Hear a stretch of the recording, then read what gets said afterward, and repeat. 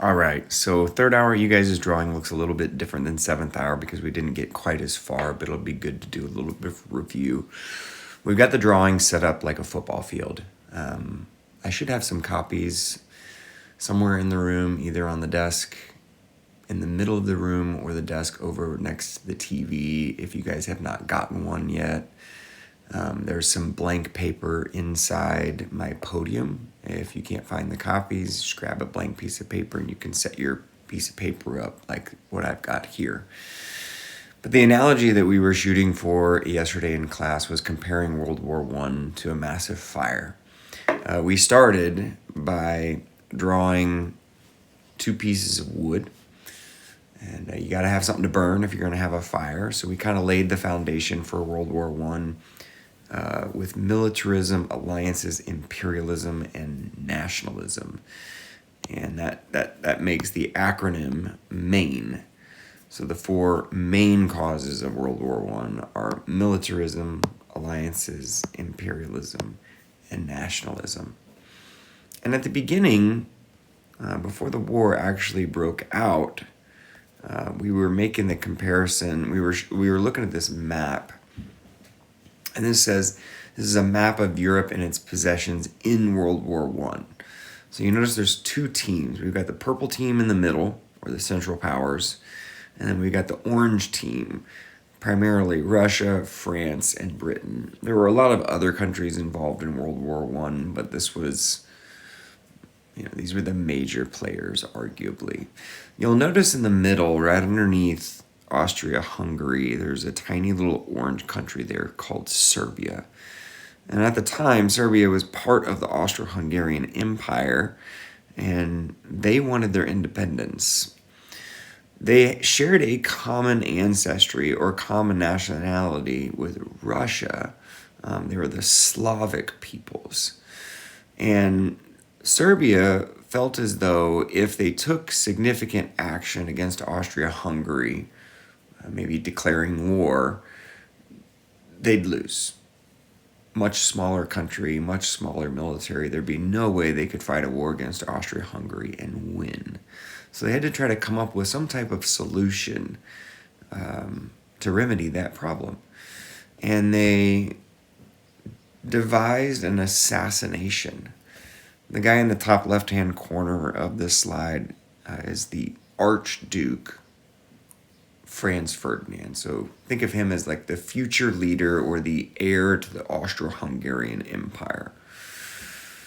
And there was a group of Serbian nationalists that called themselves the Black Hand. You can see in the bottom left there, a young guy named Gavrilo Princip. And he was a member of a Serbian terrorist organization. They called themselves the Black Hand. So they devised an assassination against the future leader or the heir apparent to the Austro-Hungarian Empire, Austria-Hungary, a guy named Franz Ferdinand. And so in our drawing, and remember third hour, if you guys want to fast forward a little bit, you can. But in our drawing, we added an ignition source. So, you can have the wood, but you don't have a fire without an ignition source. So we drew a little match. And this is going to be the spark that starts World War I, the assassination of Archduke Franz Ferdinand. So we've got our match. If you guys wanted to draw a lighter or something, you could do that if you wanted to. But we've got a little match here. And this is going to be the spark that starts World War I. The spark was the assassination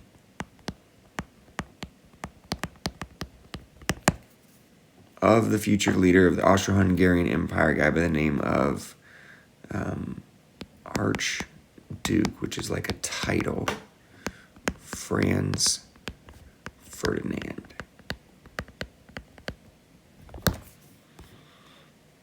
And the person that assassinated him was a Serbian nationalist named Gavrilo Princip.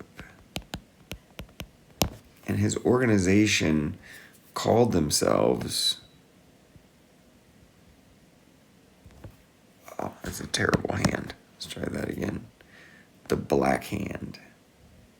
There we go.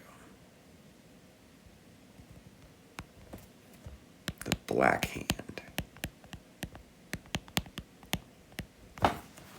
Knowing that they would not be able to fight a war one-on-one against Austria-Hungary, they believed that if they attacked and killed the Archduke, and by the way, the assassination attempt worked. You can see here, there's this little map here is depicting the motorcade route. The Archduke and his wife Sophie were traveling to the capital city of Bosnia at the time, capital city called Sarajevo, and they were going to speak at a town hall meeting. And on the way to the town hall, moving from left to right, and you can read the descriptions here, this guy throws a bomb at the car, and unfortunately that bomb, that grenade, bounced off the hood of the car and missed the target. And so the driver of the Archduke and Franz Ferdinand, they went down the rest of the way there to the town hall. They had this big reception at their town hall, and when they left, they went back down that same motorcade route. They took a slightly different way, and when they were driving back down, this guy named Gavrilo Princip runs out into the middle of the street and shoots the Archduke and his wife Sophie at point-blank range. So, pro tip, if you're ever the leader of a country, don't ride around in a convertible. Now, the reason why they did that, and we've got our alliances here, is because of that common nationality, that Slavic nationality between Serbia and Russia. And Russia had planned to support Serbia. When the attack happened, Austria-Hungary basically gave Serbia an ultimatum and said, you need to issue a formal apology for this. You basically need to promise to never do something like this again, or else. So they issue Serbia an ultimatum, and Serbia rejects the ultimatum. And shortly thereafter, Austria-Hungary, which is in the other end zone here, declares war on Serbia. And just like that team of alliances we were talking about yesterday, this triggers the alliances. So Russia declares war on Austria-Hungary, and Germany, who was allies with Austria-Hungary, declares war on Russia, and Russia had an alliance with France, and France declares war on Germany, and before you know it, you have this kind of domino effect where one country after another ends up getting drawn into the war. Now, if you look on the map here, kind of in between France and Germany, you see this yellowish country called Belgium. And Germany believed at the beginning of World War I that they were going to have a tough job trying to fight both France and Russia at the same time. It was going to cause them to split their troops. They knew Russia was much larger geographically. And to be fair, France and Russia were really not buddy-buddy either. Napoleon had actually attempted to invade and conquer Russia. So they actually shared a common enemy. France and Russia believed that Germany was going to continue to attempt to build their empire in Europe. So France and Russia had made an alliance. It wasn't necessarily they were friends. It's almost like that classic cliche phrase, the enemy of my enemy is my friend. And so Germany has to make a decision. Are we going to attack France first, or are we going to attack Russia first? Because we don't want to split our troops. And they were counting on the fact that Russia was going to be very slow to mobilize. So Germany decides they're going to attack France. Now, the kicker here is the United Kingdom. And this is one of the reasons why I wanted you guys to do your map last unit, because Great Britain had actually pledged to protect the nationality, or sorry, to protect the neutrality of countries in Europe. So Belgium was a neutral country, not wanting to enter the war on either side. And when Germany had to decide to attack France, France realized, well, if they go through neutral Belgium, Great Britain's going to enter the war. So there's no way they're going to do that. France mobilizes all of its troops and supplies on the border that it shares with Germany. And Germany knows if they attack France on their common shared border, it's going to be a very slow war. And then they're going to end up getting, stuck in a two-front war. So they decide to test the validity of Great Britain's pledge to protect neutrality. They take a risk and they invade the neutral country of Belgium, and that's when Great Britain enters the war. Now keep in mind, this is a U.S. history class, and it seems like all we're doing is talking about Europe, but we have to lay the foundation. We have to lay the groundwork for the war so that it actually makes sense. And that's why we spent some time in class yesterday talking about the four main causes of World War I. World War I ran from, I'm going to write this up here at the top, 1914. Get my pen to work here. Here we go. Ran from 1914 to 1918. So it was a 4-year war, and the United States didn't even enter the war until 1917.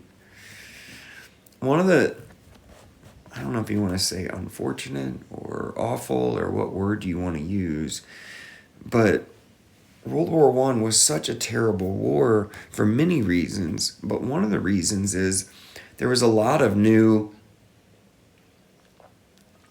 modern technology that had been developed at this time.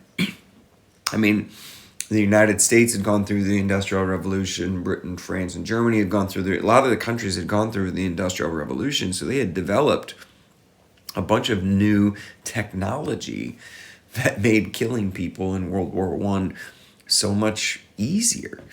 And the reason why we kind of set this up like a football field is because this is how we're going to kind of lay out what a typical battlefield would look like in World War I. So on your drawings, you guys actually have some trenches.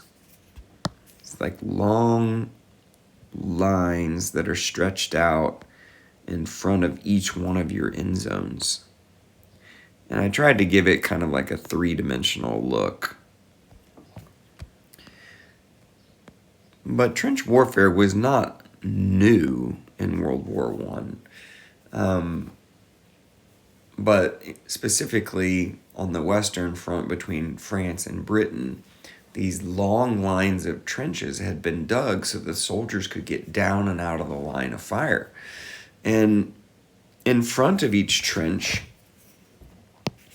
they would mount machine guns. So we're going to add some machine guns to our drawings here on both sides.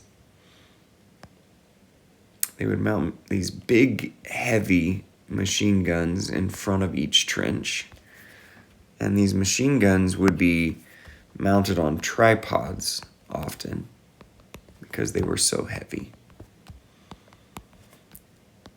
There were machine guns prior to World War I, but World War I was the first major world war where we saw the mass production of machine guns.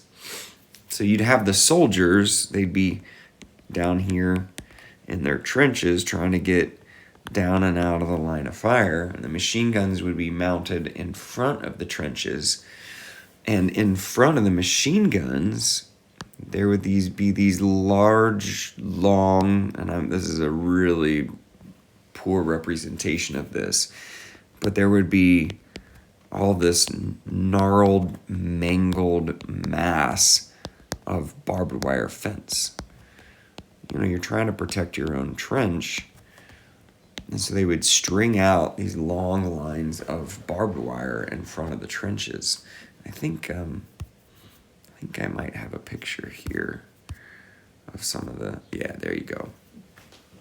So if you see that picture down in the bottom, in the middle, you kind of get an idea of what all that barbed wire would have looked like, and you can kind of get a picture of what the trenches would have looked like in World War One. The problem is in Europe, specifically in France, it rains a lot. And so the trenches, as you can see there, the guys on the left, a lot of times the trenches would fill up with water and they would flood. And these men would be sitting in these trenches all day, all night, sometimes for weeks or months at a time. And you can see the bottom right there. One of the things that the soldiers had to deal with was something called trench foot. And I don't know if you guys have ever been in a pool or a jacuzzi for any amount of time, but if you stay in there too long, your fingers and your toes and your appendages start to get wrinkly and soggy because the soldiers' feet weren't exposed to air enough or dry socks. Their boots and socks would be just soaking wet for days and weeks at a time. They would get something called trench foot, and that skin would get so soft. They'd get blisters or cuts or tears, and those blisters would get infected. During the winter months, it was incredibly cold, so they'd have to deal with frostbite. And thousands of soldiers got trench foot. So the trenches got them down and out of the line of fire from the machine guns. But another piece of technology that was created during World War I that was very effective, and they had cannons prior to World War I. But during World War I, they mastered the art of producing artillery. And so they would have, these guns would shoot miles long. And they could have them behind the trenches, and they would shoot their artillery rounds out over the top of the battlefield, attempting to rain down these artillery rounds onto their opponent. So the soldiers would be, hunkering down in their trenches, trying to stay down and out of the line of fire from all the machine guns.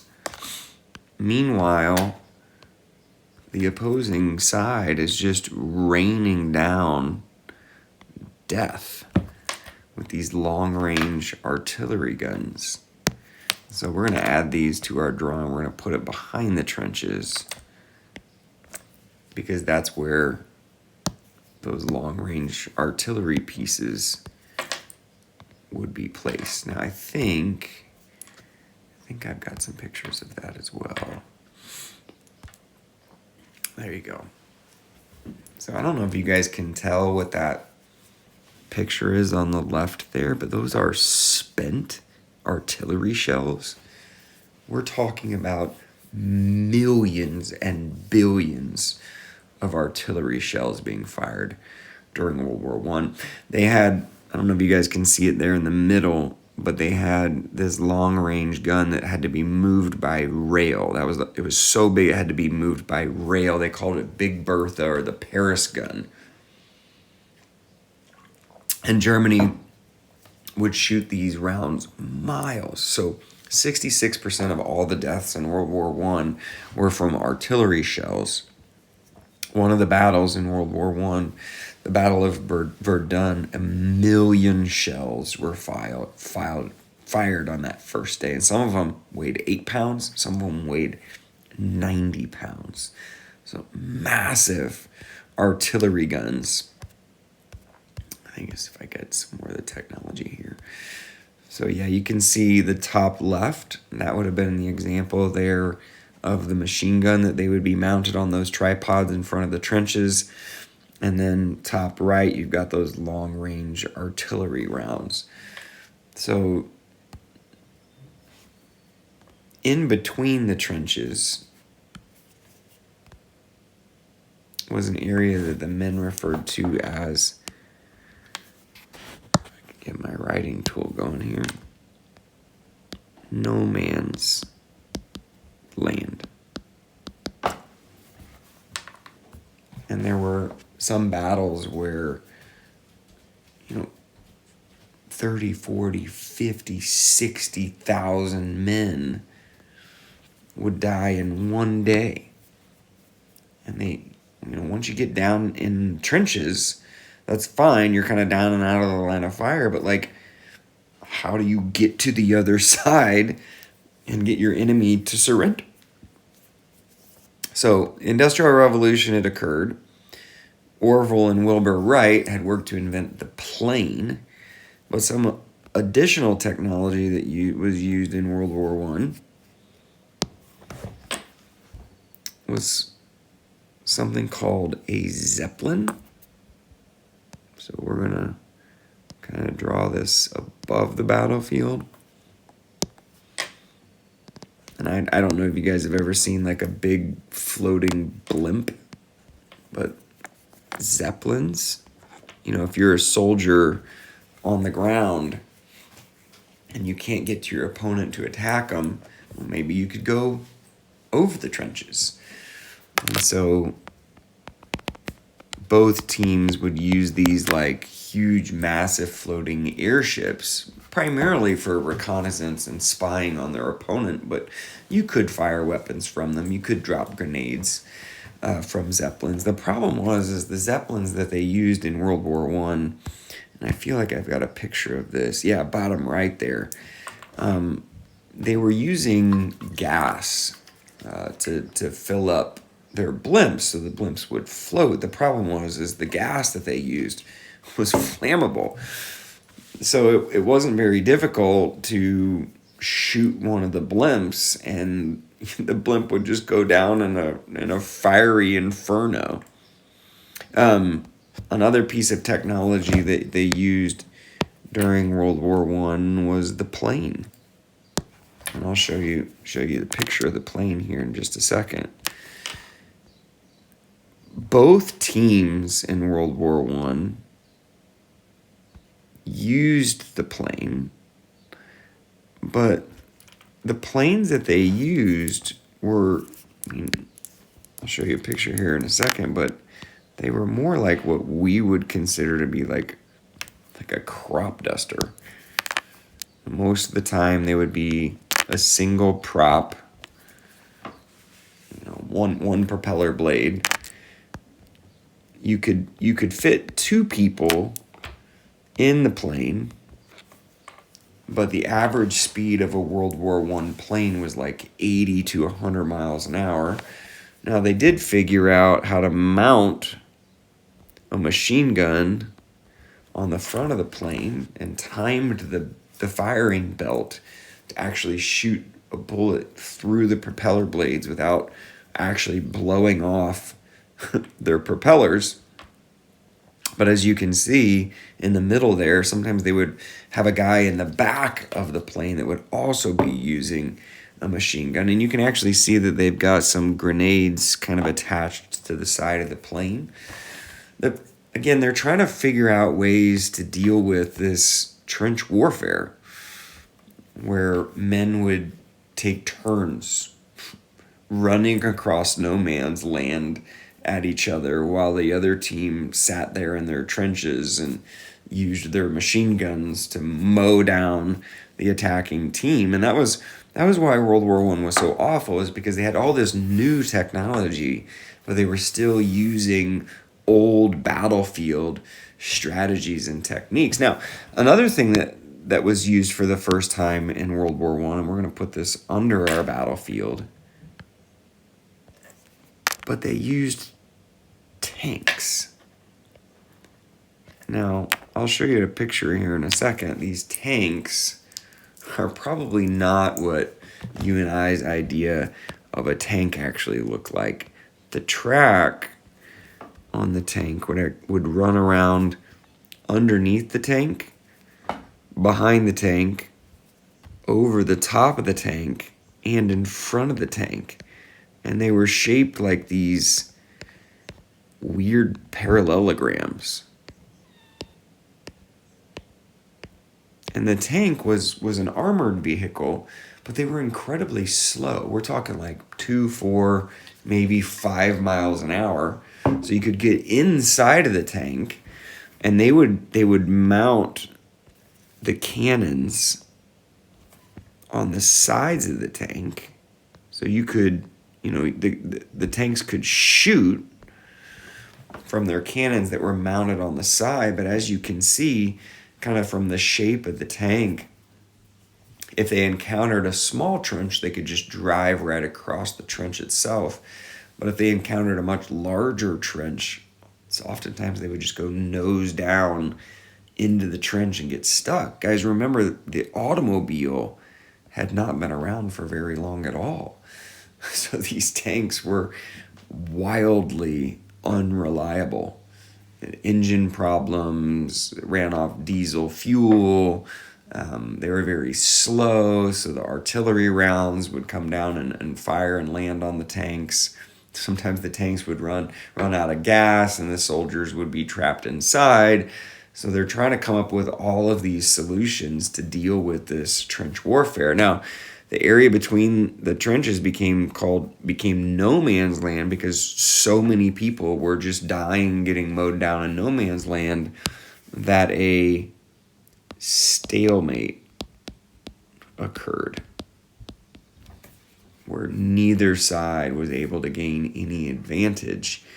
And this really, World War I became a war of attrition. And really what that means is just wear down the other side. Not a lot of objective-based warfare. It was just kill all of them before they killed all of you. Team deathmatch. Like, literally, we're going to fight this battle until everybody on the other team is dead. And that's what a war of attrition was.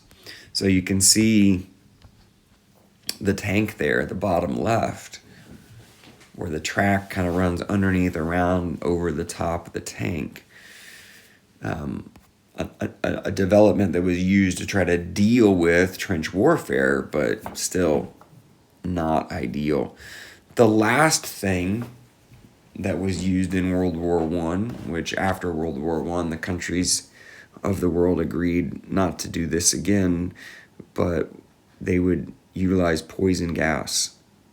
And you can see the little drawing there.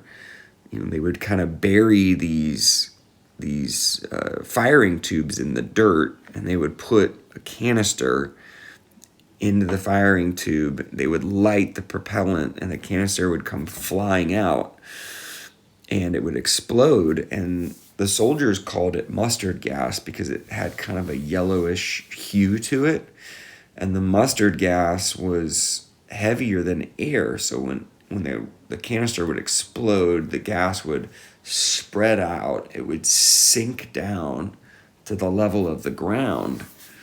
And any place where there was a low depression, or maybe like when an artillery round explodes and it creates a shell hole or a little crater, that's where the gas would pile. And if the wind was blowing,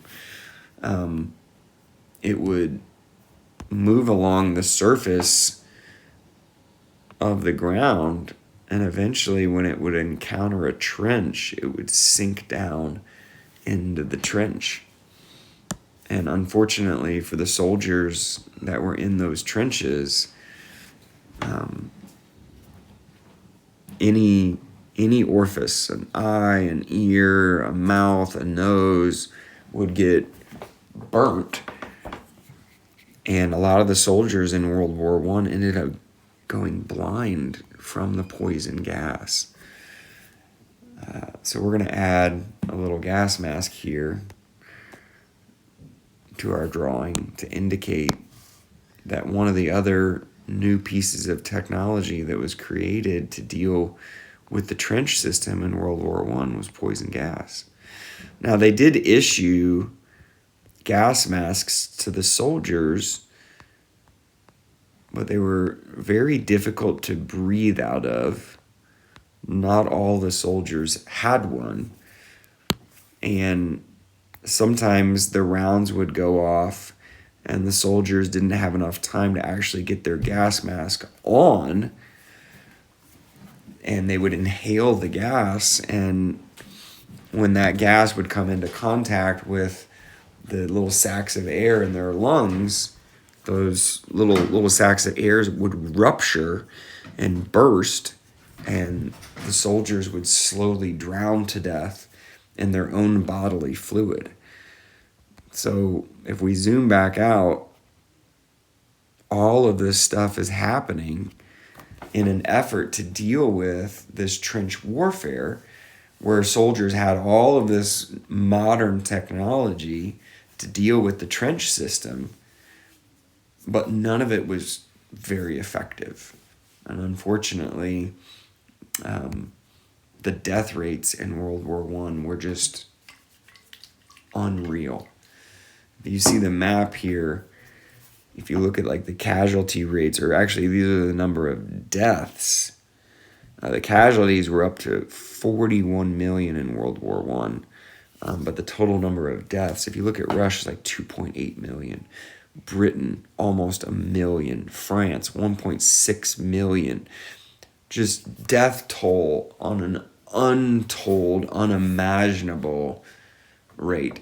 The Battle of the Somme occurred in 1916, and that one battle lasted for 5 months. And there were about 60,000 people, 60,000 casualties on day one. So roughly 41 casualties per minute, per day, per month for 5 months. In the Battle of the Somme, there were 36 million artillery shells, that equivalent to like 166 shells per minute. The British only gained 6 miles of territory. So if you measure that off, it's like 166,000 casualties per mile, or 31 casualties per foot. So if you guys look at the floor of the classroom, that's a square tile, a 1 square foot tile.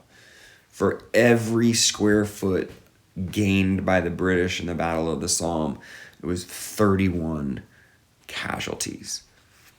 Absolutely appalling. But that's really what happens when you have all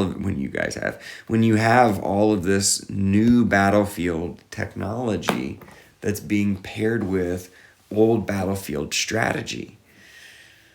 You know, you've got these new machine guns, you've got the long-range artillery, you've got the tanks, you've got the planes, you've got the Zeppelins, you've got the poison gas.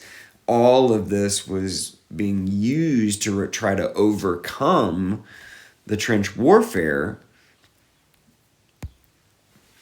but none of it was very effective. So that's where we're going to stop today on the drawing. Guys, don't lose those. Make sure that you keep them with you.